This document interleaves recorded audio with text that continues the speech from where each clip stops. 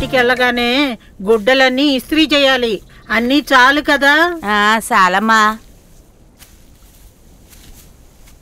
ఏ అమ్మాయి, నేను చూసేటప్పుడు అంతా అన్ని పనులు నువ్వే చేస్తున్నావేంటి? నీతో పని చేయటానికి నీ కూతుర్ని తోడు పెట్టుకోవచ్చుగా. అలాంటి అదృష్టం అంతా మీకే. రాత్రి పడుకోబోయే ముందు తోడేసి పడుకోమన్నా కూడా ఇలాంటి కష్టమైన పనులన్నీ చెప్పొద్దంటున్నారు మా ఆయన.